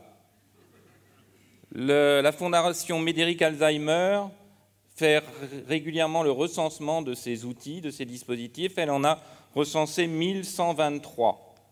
1123 lieux dédiés à l'information et à la coordination gérontologique sur le territoire national. Est-ce que c'est vraiment raisonnable? Est-ce que l'on a le sentiment, dans cette infinie dispersion, que chacun peut trouver ce qu'il est en droit d'aller chercher, c'est-à-dire un guichet dans lequel il va pouvoir puiser l'essentiel de l'information sur la disponibilité de l'offre, sur la qualité, etc. Ça fait 15 ans que l'on dit qu'il y a des clics de niveau 1, 2, 3, et seuls les clics de niveau 2, de niveau 3, à la limite les clics de niveau 2, devraient subsister. Eh bien, il continue de subsister des clics de niveau 1. Dans mon département, le président du Conseil général a une action résolue pour restructurer les espaces seniors. Voilà, 2 espaces seniors dans 2 agglos limitrophes, 30 personnes quand même. Ce ne sont pas des petits objets, ce sont 30 personnes, 30 ETP mobilisés sur de la coordination. Raisonnablement, le président du Conseil général considère qu'il est peut-être possible d'en faire un seul et de ramener l'effectif à 20, eh bien évidemment, lever de boucliers sur le territoire. Donc il faut aussi se responsabiliser par rapport à la qualité des outils que l'on a mis en place. Alors ça fait depuis 2004 quand même que le département est en charge de la coordination gérontologique et pleinement en charge de ces outils de coordination. Et pourtant, alors vous évoquiez à l'instant le temps qu'il faut pour mettre en place des réformes, mais il y a aussi le temps qu'il faut pour résorber un certain nombre de dispositifs qui perdurent dans le système. Alors on a le contre-exemple des Mayas. Les Mayas, c'est quoi? C'est un cahier des charges, c'est une impulsion forte, c'est la CNSA qui est derrière et qui met des moyens. Et là, ça marche. Mais les Mayas n'ont pas nettoyé le territoire ou le terrain avec toutes les autres ressources disponibles. Donc on est face à une situation où l'offre se diversifie. On a parlé des résidences-services, on a parlé de quantité d'autres moyens. Avant, c'était relativement simple, et pourtant, on a construit quantité de dispositifs dits de coordination. Si on ne fera pas non plus face à l'avenir, si on ne rationalise pas du côté de l'information délivrée aux usagers et aux familles, parce qu'on a tous des exemples où, dans le cœur des agglomérations, en particulier à Paris, même pour des gens qui ont toutes les ressources théoriquement pour accéder à l'information, eh bien on ne trouve pas. On ne trouve pas l'information quand on a une mère Alzheimer à 60 ans. Eh bien on ne trouve pas l'information à Paris. Un exemple que j'ai eu à connaître récemment. Et c'est quand même assez vertigineux, là aussi, de se dire que malgré l'abondance, la surabondance de dispositifs, eh bien on n'arrive pas à rationaliser les choses. Et face aux défis qui nous attendent, eh bien cette rationalisation, à côté des moyens, à côté d'un certain nombre d'innovations, cette rationalisation est au moins aussi nécessaire que le reste. Agnès Firmin-Labaudot, on parle de construire, mais il faut commencer par effectivement peut-être aménager, déconstruire, nettoyer, disait même Stéphane. Sur la question du financement, qui était la question, moi j'ai trois axes. Tout d'abord, on voit bien, à travers ce que vous venez de dire, M. Bouler, que malgré tout, on a aussi un empilement des dispositifs qui rend parfois très compliqué, pour ne pas dire lisible, le parcours. Les clics, les Maya. Nous, on est à l'intérieur, on sait comment ça fonctionne. Je ne suis pas sûre d'ailleurs que les professionnels qui vont faire appel à un clic savent ce que c'est. Je parle des médecins généralistes. Allez, je vais être gentil si je pense que 70% des médecins généralistes ne savent pas ce que c'est qu'un clic, alors que c'est eux qui d'ailleurs devraient pouvoir orienter les personnes. Donc attention à l'empilement des dispositifs. Et donc après on dit qu'il faut 5 ans pour construire une maison de retraite. Un des enjeux, c'est la souplesse. La souplesse, ça ne coûte pas beaucoup de sous. Ça coûte une volonté de travailler ensemble et se dire autour de la table comment on est capable, ARS, département, de se mettre d'accord assez rapidement et de pouvoir enclencher assez rapidement la construction d'un EHPAD. Donc la souplesse, c'est une volonté. C'est une volonté. La souplesse, c'est être capable d'évaluer nos dispositifs et de les supprimer ou de les regrouper pour que ce soit assez lisible. Après, la question que devra se poser l'État et le gouvernement, c'est l'égalité de traitement sur les territoires. C'est-à-dire que la crise des EHPAD a révélé très fortement que les territoires, pour être dans 2 départements différents, je pense que si on échange sur nos points GIR, nous on n'est pas trop mauvais, je crois que vous pas trop non plus, mais ça va. Mais malgré tout, on voit bien qu'aller de 6 à 10, est-ce que c'est normal qu'en France, en Seine-Maritime, on soit à X et que dans le département à côté, on soit à X plus ou X moins?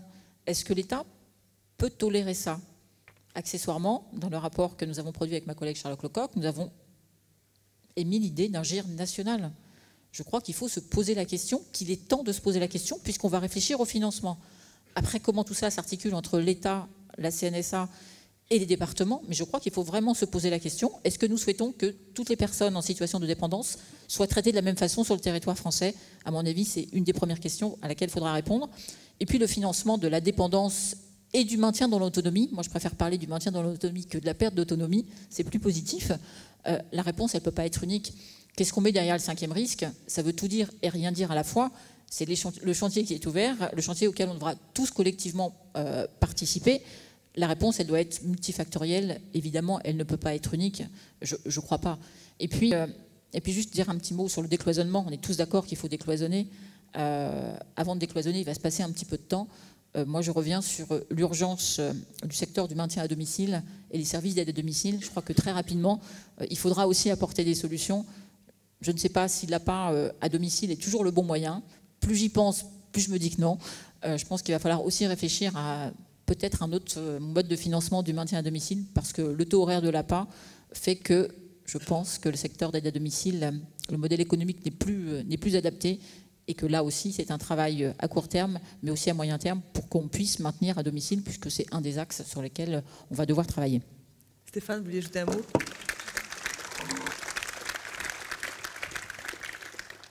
Donc, je ne me déroberai pas à la question de Florence, mais à titre purement personnel, et n'engageant pas les travaux du HCAM ou du HCFEA. Quelques pistes que l'on travaille entre anciens combattants de ces tentatives de réforme. Revenir à la logique originelle de l'allocation à la personne versus une allocation aux structures. C'est la logique originelle qui était celle de l'APA. Cette logique s'est quelque peu perdue au fil du temps et cela revient à ce qui était évoqué à l'instant. À niveau de besoin de prise en charge donnée, doit correspondre une certaine dotation au titre de la solidarité publique. C'est le premier axe. Deuxième axe, est-ce que l'on peut continuer d'avoir X compartiments superposés au titre de la solidarité publique? Donc on avait fait cette tentative il y a 10 ans, de mettre en scène une allocation unique qui rassemblerait à la fois l'APA, bien entendu, l'ASH, les allocations logement, les dépenses fiscales et qui serait évidemment en considération à la fois des revenus et du patrimoine. Alors le vieux sujet du patrimoine ressortira sûrement dans l'année qui vient, ou du recours sur succession. Je pense qu'on va encore nous ressortir le recours sur succession. Ça fait jamais que 20 ans que ça revient sous des formes variées. Cela ne veut pas dire qu'il ne faut pas considérer la question du patrimoine, mais la question du patrimoine et la question du recours sur succession sont pour moi deux questions assez différentes. Alors après qu'on a dit une allocation à la personne, une allocation unique, est-ce que l'on peut rester avec des dispositions avec un financement aux 2 tiers département et un financement à 1 tiers compensé par la CNSA. Évidemment, si on va dans cette logique de l'allocation unique, on plaide plutôt spontanément pour une allocation autonomie financée sur une base nationale et gérée par la CNSA, qui retrouverait là sa vocation d'agence. Sa vocation d'agence, appelée peut-être qu'à l'origine, c'était un sujet en discussion. Doit-elle être une caisse? Doit-elle être une agence?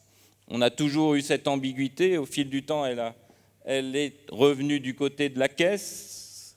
Marianne essaye de revenir sur le terrain de l'agence. Qu'est-ce qu'une agence par rapport à une caisse? Quelles sont les prérogatives respectives des pouvoirs publics et de l'agence? Et évidemment, si on allait dans une direction de l'allocation à la personne gérée sur une base nationale, on a besoin absolument de cet opérateur de neutralité, de ce tiers de confiance que peut être l'agence, que pourrait être la CNSA, notamment pour fabriquer la péréquation dont on a absolument besoin en la matière. Et derrière eh bien, il y a l'autorité organisatrice. Alors du côté des autorités organisatrices, on a 2 candidats, on a l'ARS et le département. D'ailleurs, est-ce qu'on a besoin d'avoir une autorité organisatrice unique, quel que soit l'endroit où on se situe sur le territoire? Ce n'est pas totalement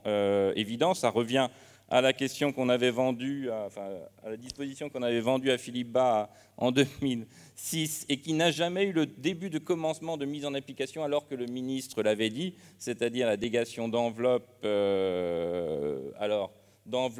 du soin au département ou d'enveloppe en matière de compensation à l'autorité, en l'occurrence l'ARS maintenant. Donc toutes ces questions-là, je l'espère, vont ressortir dans les débats qui vont s'ouvrir, parce que là, on est véritablement sur les fondamentaux et sur cette capacité que l'on aura ou que l'on n'aura pas à affronter les défis dont on a parlé plus haut.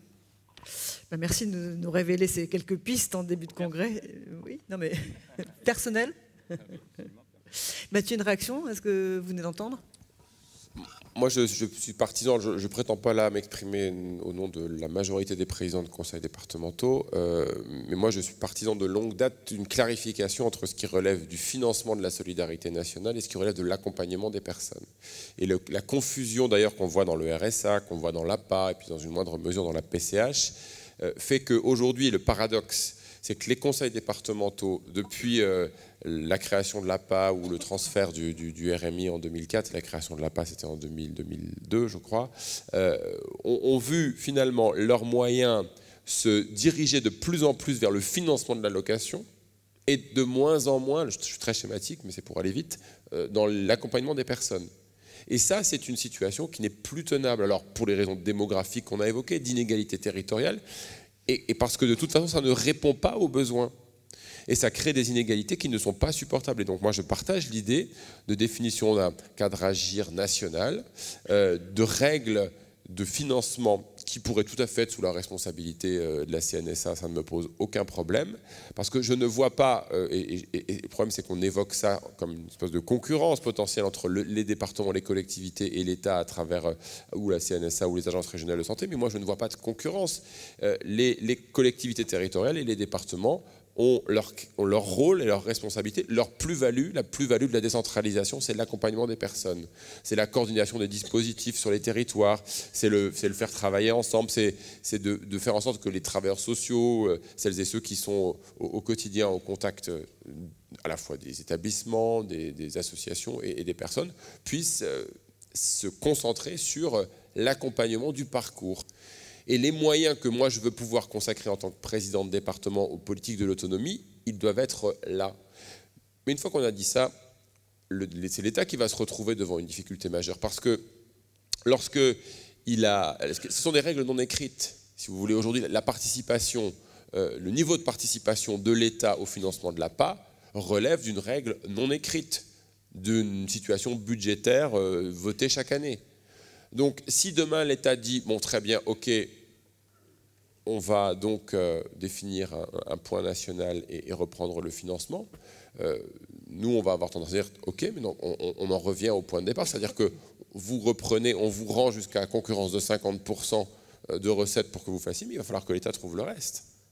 Et dans la situation financière et budgétaire actuelle, c'est une intention qu'on peut partager, mais qui n'a pas encore aujourd'hui, on va dire, de modalité opérationnelle. Et c'est sur ce sujet-là maintenant qu'il faudrait qu'on puisse travailler.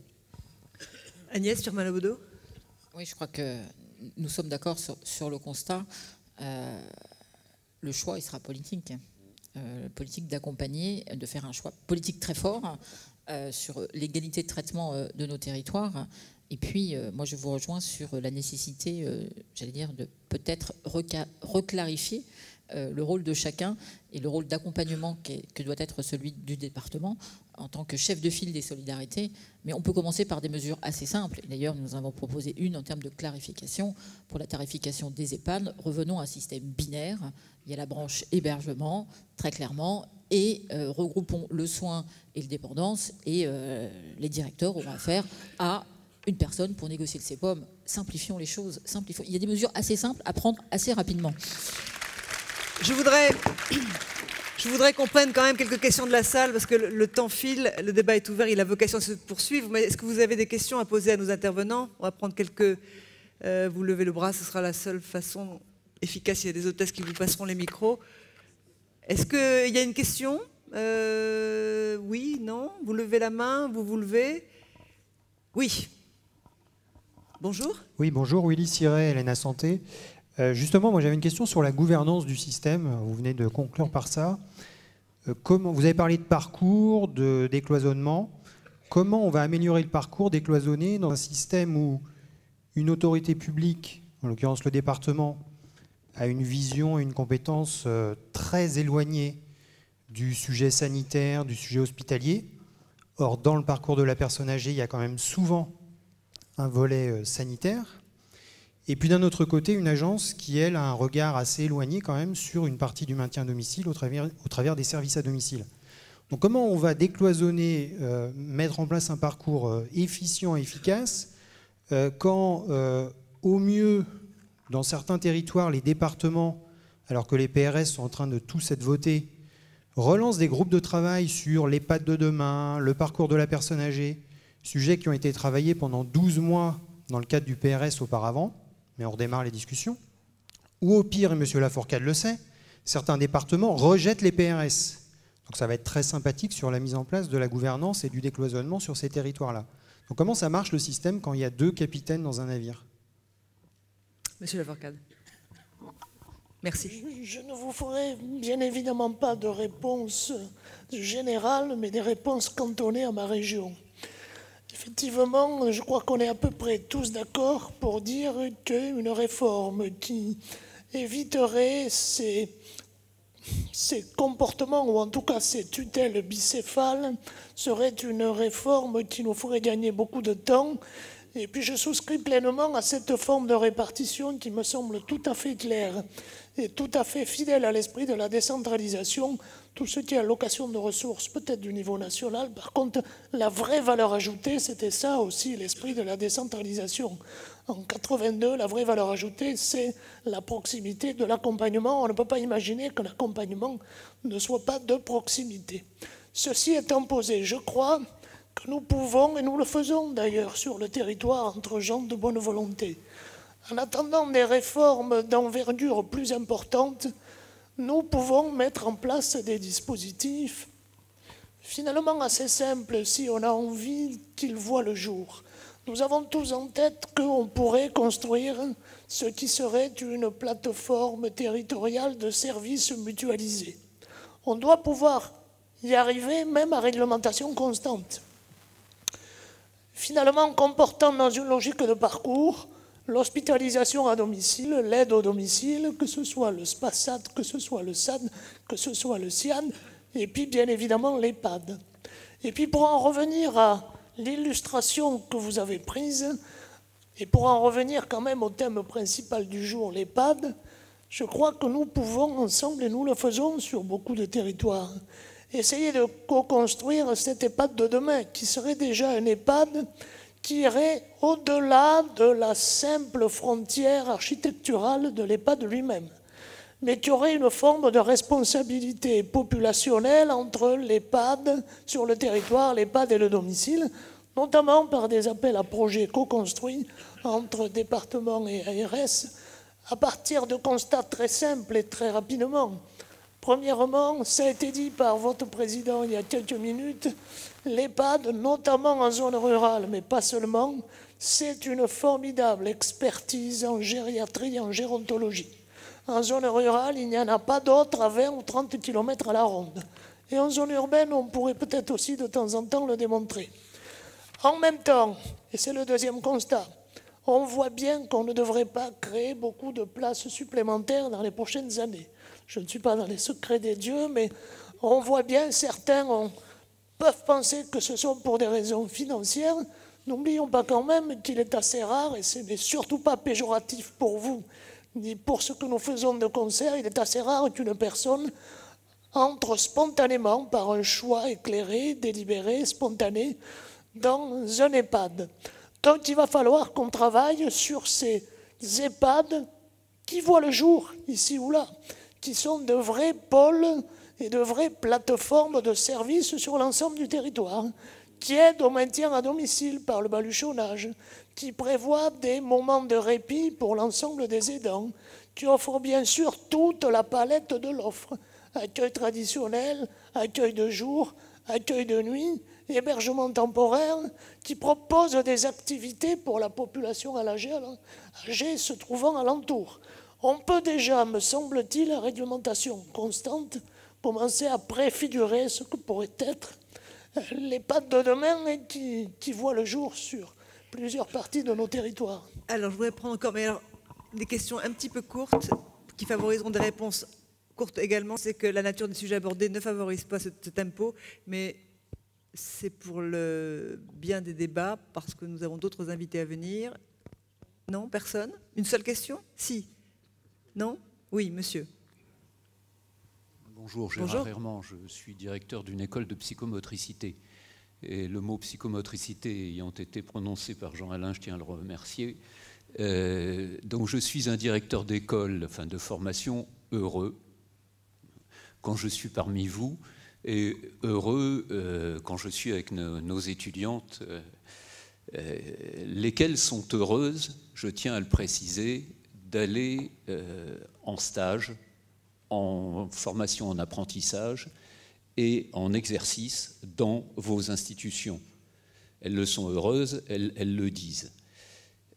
Une des réponses, et Madame Firmin, puisque vous êtes dans le dossier actuellement, effectivement, pour recruter, pour favoriser l'attrait dans les institutions, c'est l'alternance, ça ne fait aucun doute. Donc il va falloir le favoriser.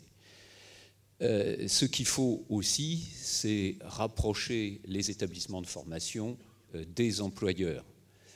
Et ça, c'est un message subliminal pour une des personnes qui est sur scène. Je ne suis pas sûr actuellement que dans la réforme qui est prévue d'universitarisation des études paramédicales, on favorise ce rapprochement des écoles. Voilà, c'est tout. Ah, vous n'avez pas de questions?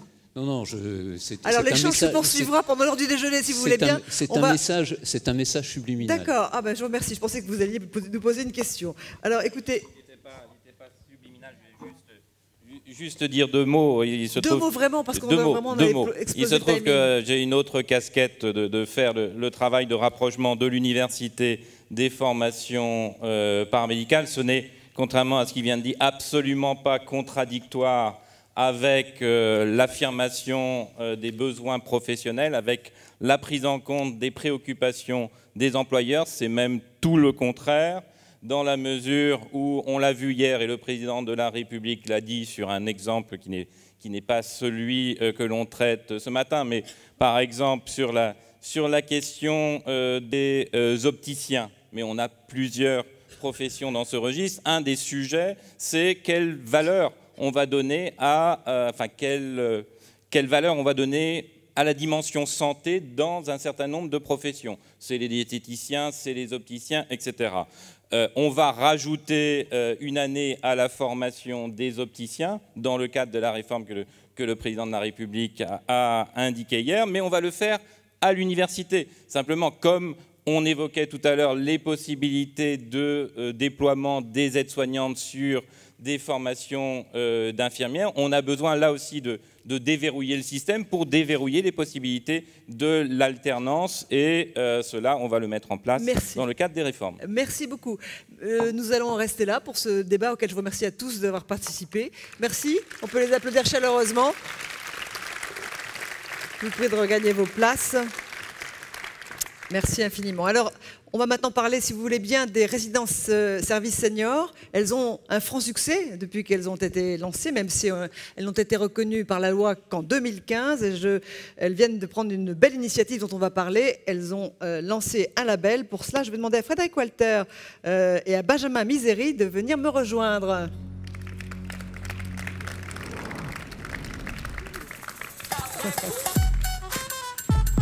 Bonjour, bienvenue. Vous allez bien? Plaisir de vous rencontrer. Bonjour, installez-vous, je vous en prie. Pardon. Alors, Frédéric Walter, installez-vous. Vous êtes donc le directeur général du groupe à égide de Métis. Et vous, Benjamin Misery, vous êtes directeur général des Senioriales. Vous êtes leader du secteur. Vous êtes aussi, je disais, en pleine expansion, hein, parce que le marché est porteur, si je puis dire. Vous avez travaillé ensemble et vous avez réussi à c'était un accouchement un peu douloureux ou ça s'est bien passé? En tout cas, à faire un label. J'ai beaucoup de questions pour vous. Frédéric Walter. On va remercier Benjamin d'être venu chez le syndicat concurrent parce qu'il est représentant du SNRA, donc il a beaucoup de mérite à être venu nous rejoindre. Oui. Écoutez, avec le retard pris par les débats, j'ai la tension qui a un peu monté parce qu'en fait, alors on se demandait avec Benjamin, est-ce qu'on sera polémique ou est-ce qu'on ne sera pas polémique? On va être un peu polémique quand même. Très bien. Ça vous embête? Ah non, j'adore. Non. En réalité... je suis un petit peu moins satisfait que notre déléguée générale Florence Arnez-Momé de la feuille de route de notre ministre de la Santé, tout simplement parce qu'on ne parle absolument pas des résidences services seniors. Moi, je vais essayer d'embrayer. Votre question, c'est comment est-ce que cette profession a bâti ce métier. Si on fait un petit flashback 10-15 ans en arrière, les résidences-services seniors de nouvelle génération n'existaient absolument pas. Hein, c'est complètement nouveau. Donc la profession s'est organisée et on produit aujourd'hui entre 80 et 100 nouvelles résidences-services seniors par an, c'est-à-dire aux alentours de 8000 logements, en partant de pas grand-chose. Donc je pense que le fait que la profession soit organisée et préparée et soit prête maintenant à déployer ce label, finalement j'espère que ça va nous aider à avoir de la visibilité, parce que c'est le premier objectif, c'est avoir de la visibilité. Nous, au départ, on voulait de la visibilité au niveau du grand public. Bon, il va falloir qu'on ait un peu de visibilité au niveau, effectivement, aussi du gouvernement et des autorités publiques. Benjamin Misery, vous travaillez d'une façon un peu différente, seigneuriale, vous externalisez plus, c'est ça, la différence entre vous deux? Heureusement qu'on est complémentaires dans l'accueil de populations de personnes âgées. On va dire qu'en tous les cas, notre rôle, et qui n'a pas été beaucoup entendu ce matin, hein, très clairement, hein, on voit bien que les sujets de vieillissement en France sont encore, et il le faut, mais quasiment uniquement axés sur les sujets de dépendance, de maladie et de handicap. Or, on le sait, parce que ça fait 15 ans, pour nos groupes, qu'on développe ces formes d'habitat adapté pour aussi mettre en place des systèmes de prévention, pour aussi mettre en place des systèmes de maintien en activité. C'est de l'hébergement collectif, mais c'est du domicile au sein d'un habitat collectif, donc les gens sont aussi chez eux, et ça permet d'avoir finalement de retrouver une place dans la vie de la cité, une place dans un quartier, dans tout un écosystème et un environnement. C'est pas que pour les vieux riches, les résidences, c'est une idée reçue, les résidences senior service? Alors moi, je ne connaissais pas ce monde-là il y a 10 ans, et je passais mon temps à me faire sortir des mairies en me disant que je faisais des ghettos pour les vieux riches. Voilà.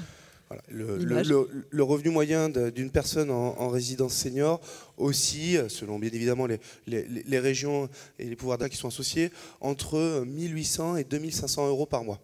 Donc je pense que dans la salle, tout le monde peut acter qu'à ces montants de revenus, on ne peut pas être considéré comme des vieux riches. Simplement, on s'occupe des gens qui sont dans la classe moyenne. Alors cette idée de label, en fait, c'est pour prévenir quoi? Des escrocs qui sont autour? Non, on ne va pas dire ça. C'est déjà pour expliquer que, pour avoir, comme je vous disais, la visibilité, il faut expliquer. Il y a différentes formes de logements seniors et on a absolument besoin, l'un des intervenants disait tout à l'heure que c'était extrêmement compliqué quand on était à Paris et qu'on cherchait un lieu pour effectivement héberger une personne atteinte de maladie d'Alzheimer. C'est compliqué à Paris. Alors imaginez comme ça doit être compliqué pour les personnes qui ne participent pas comme nous, qui ne sont pas du métier, qui ne comprennent pas. Donc il faut déjà arriver à expliquer la différence. Quand vous êtes une profession nouvelle et quand vous avez mis au point, quand vous avez une dizaine, une douzaine d'exploitants, d'opérateurs extrêmement sérieux qui ont développé des partenariats avec leur environnement gérontologique, par exemple, avec les soignants, il faut le faire connaître. Oui. Lorsque vous avez formé vos personnels, nous on crée, je pense que la profession globalement doit créer pas loin de 2000 emplois par an en ce moment, donc sur 10 ans ça va faire les 20 000 dont parlait Jean-Claude Brelang tout à l'heure, c'est pareil. Donc il faut le faire savoir, il faut expliquer que ce n'est pas juste un ensemble immobilier, que c'est au-delà de quelque chose. Il faut faire connaître ça au grand public et accessoirement on le fera connaître aux politiques aussi, on en profitera. Alors il faut éclairer donc la clientèle, les consommateurs, comment on dit ? Il faut toujours en permanence éclairer le fait qu'on puisse venir vivre chez nous pour avoir accès à un environnement serviciel, pour avoir accès à des appartements adaptés qui vont permettre aussi de se maintenir à domicile. Nous, on est dans la volonté de faire cesser l'opposition entre le domicile, l'hébergement collectif, l'hébergement médicalisé. Je suis un peu étonnée par votre discours et par le ton, parce que ça rencontre un vrai succès, ces résidences seniors. Oui, si vous voulez, un vrai succès, bien sûr. Oui. Oui, mais c'est pas une raison pour. C'est pas une raison pour ne pas. Alors, si vous voulez, on est une profession qui ne demandons pas d'argent au pouvoir public. C'est peut-être un tort, je sais pas. Mais on ne demande pas d'argent. Donc quelque part, on ne parle pas beaucoup de nous. Je vais ajouter quelque chose sur le pourquoi du label. C'est vrai qu'il est un petit peu aussi préventif en disant attention, une personne âgée. 80, 85 ans, qui va quitter son domicile historique pour aller changer de domicile, c'est pas anodin. pour ça, C'est même un il est séisme. extrêmement important de sécuriser un petit peu ce métier, les opérateurs, les gens qui vont s'intéresser à ce métier. Donc on a aussi ce rôle qui est de dire, attention, si on veut bâtir une croissance forte, et elle sera forte dans les années à venir, parce que comme vous dites, c'est un grand succès, il y a une vraie demande, il faut le bâtir sur des bases saines. Voilà. Donc il vous faut vous le dites de façon beaucoup plus élégante il faut que moi. qu'on puisse dire voilà, un certain nombre de critères. D'accord. Voilà, c'est pareil. Le pourquoi, on comprend. Le comment, vous avez testé, il y a des critères? Alors, il y a si, tu as plus travaillé que moi sur le label. J'ai été aux réunions, oui. Non, mais et je félicite les équipes de Domitis qui ont été moteurs aussi, également avec tous les opérateurs. Il y a 13 critères au total, 6 critères immobiliers et 7 critères d'exploitation qui permettent bien évidemment d'encadrer. Chacun des opérateurs est passé au crash test, c'est-à-dire que chacun a mis à disposition une résidence pour faire le processus. On a été accompagné par l'AFNOR, qui est réputé pour toutes ces méthodologies de certification et de qualification. Oui. Et vous avez dit c'est un accouchement dans la douleur. Oui, parce que c'était une gestation de près de 2 ans. Donc voilà, vous imaginez bien. Mais ça démontre aussi, alors que malgré que déjà 10 opérateurs, ce que moi je regrette, on soit déjà dans 2 syndicats, mais on m'a dit que c'était comme ça en France. Donc je m'y suis adapté.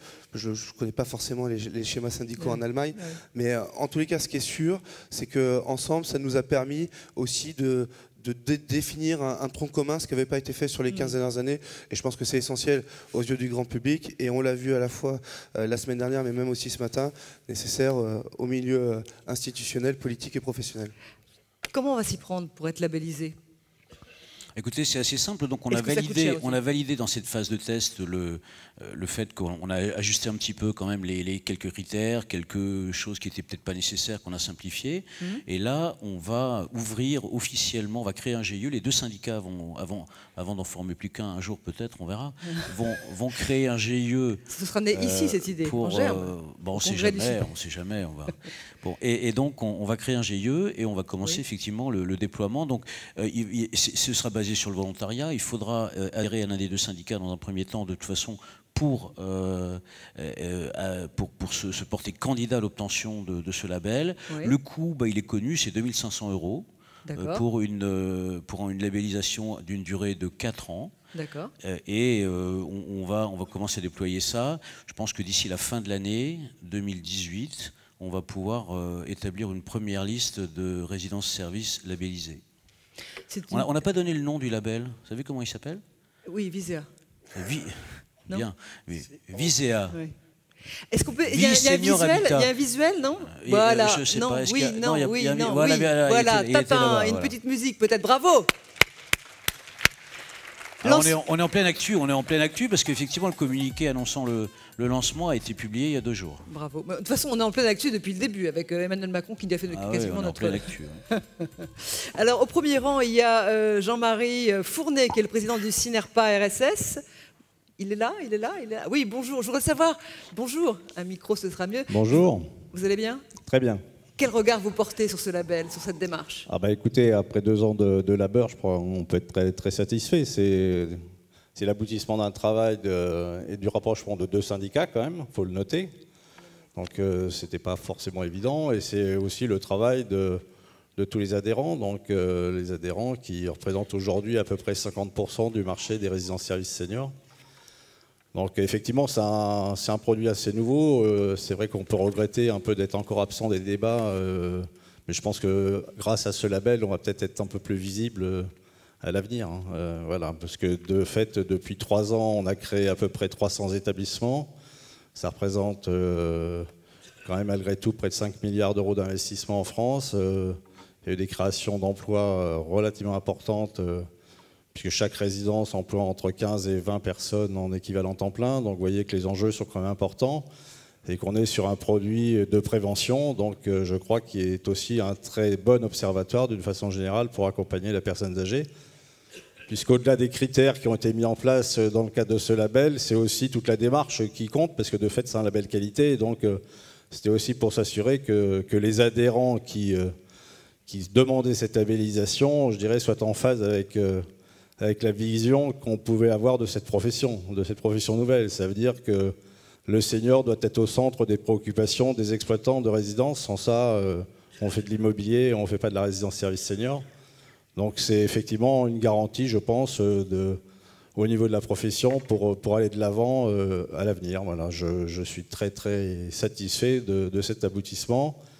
Et on va avoir, je pense, d'ici la fin de l'année, entre 150 et 200 résidences labellisées, ce qui permettra de communiquer encore un peu plus d'ici la fin de l'année. Voilà. Un bon rythme, un bon tempo. Je dirais que cette idée magique vient au bon moment, Frédéric. Je pense qu'elle vient au bon moment parce que on a atteint une première phase de maturité. Ouais. On a mis en place beaucoup de choses, notamment par exemple des conventions avec des centres hospitaliers, des cliniques pour l'accueil de personnes en sortie d'hospitalisation, pour créer un sas un petit peu entre l'hôpital et le domicile historique avec un accompagnement pour un atterrissage plus en douceur. On a aujourd'hui des équipes qui sont capables de faire de la coordination des différents besoins de la personne âgée.